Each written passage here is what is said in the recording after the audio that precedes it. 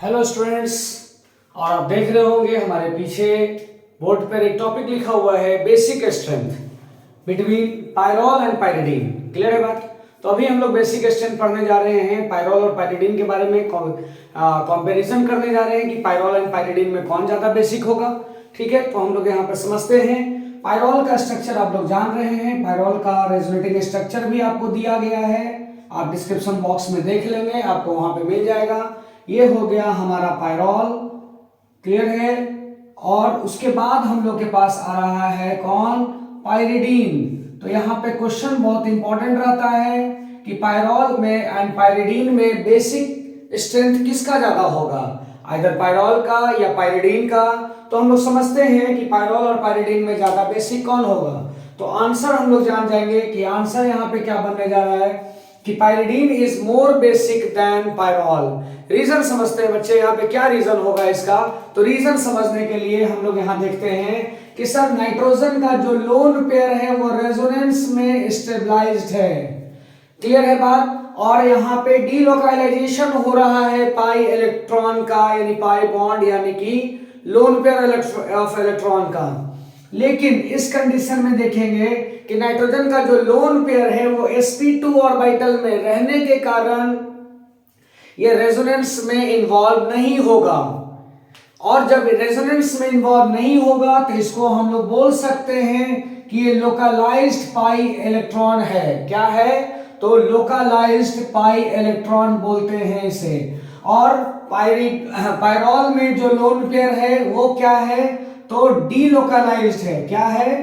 तो डीलोकलाइज्ड है। इसका मतलब लोकलाइज्ड एंड डीलोकलाइज्ड में हम लोग जानेंगे कि अगर लोन पेयर लोकलाइज्ड है तो कंपैरेटिवली ज्यादा बेसिक होगा ऐसे मॉलिक्यूल में जिसमें कि लोन पेयर डीलोकलाइज्ड है। क्लियर है? ये तो एक पॉइंट हुआ कि सर डीलोकलाइजेशन एंड लोकलाइजेशन के आधार पे हम लोगों ने यहाँ पे जजमेंट किया कि pyridine is more basic than pyrrole. But अगला कंडीशन आते हैं कि सर अगर इसका प्रोटोनेशन करा दिया जाए, अगर इसका प्रोटोनेशन करा दिया जाए यानी कि इसका रिएक्शन करा दिया जाए H+ से, तो यहाँ पे क्या होने जा रहा है? तो ये जो लोन पेयर है नाइट्रोजन का, ये क्या किया? प्रोटोनेशन करने के बाद यहाँ पे एक आयन बन रहा है, और ये आयन को आप देखेंगे कि नॉन एरोमेटिक हो गया, नॉन एरोमेटिक हो गया। और ये मॉलिक्यूल पहले से जो हमारा पायरोल है, ये मॉलिक्यूल हमारा क्या होता है? एरोमेटिक। 4n+2 = 6 इलेक्ट्रॉन, यानी n = 1 हकल्स रूल को फॉलो करते हुए। तो हम लोग जानेंगे कि सर ये बिफोर प्रोटोनेशन यानी H+ से रिएक्शन करने के पहले ये क्या था? तो ये एरोमेटिक था, और H+ से रिएक्शन करने के बाद ये मॉलिक्यूल कहां चला गया? Non aromatic. तो क्या कभी कैसा कंडीशन होगा कि एरोमेटिक से मॉलिक्यूल नॉन एरोमेटिक में जाए? तो सर ये प्रोटोनेशन नहीं करना चाहेगा क्योंकि स्टेबल से लेस स्टेबल जा रहा है।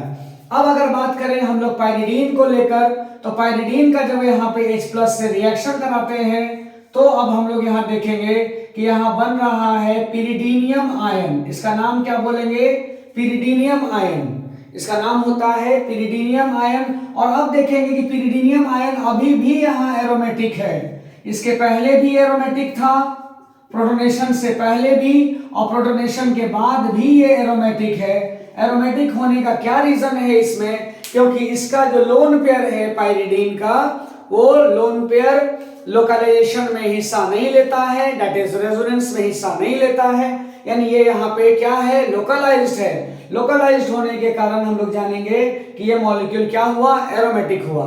तो हम लोग बात करेंगे यहाँ पे कि सर दूसरा कंडीशन एरोमेटिक है नॉन एरोमेटिक से। तो पायरोल का जो लोन पेयर है, यानी इसे हम लोग बोलेंगे कि the lone pair of pyrrole is involved in aromatic behaviour. That's why this lone pair does not want to go for the protonation, so the basic strength of pyrrole is less basic than pyridine. Clear हो गया होगा आपको यहाँ पे हमारे इस video से कि पायरोल एंड पायरिडीन में कौन बेसिक होगा। तो अगली बार एकदम ध्यान से रखना है इसके बारे में कि pyridine is more basic than pyrrole.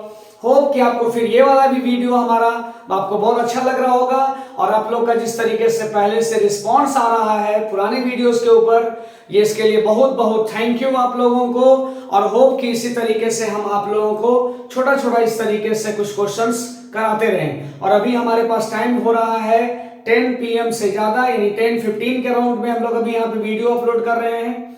ठीक है, दिन का जो क्लासेस का शेड्यूल के बाद हम लोग का टाइम मिलता है, उसके बाद थोड़ा कोशिश करते हैं अपलोड करने का। क्लियर है बात? तो हम लोग वही बात बोलेंगे दोबारा से कि वीडियो को ज्यादा से ज्यादा आप शेयर करें और फिर उसके ऊपर कमेंट जरूर करें, जैसा कि लोग कहते हैं। ठीक है, तो आपको हमको कहने की जरूरत नहीं पड़ेगा, आप लोग इस तरीके से पहले से करेंगे। ओके, फिर मिलते हैं हम लोग अगली बार। Bye bye.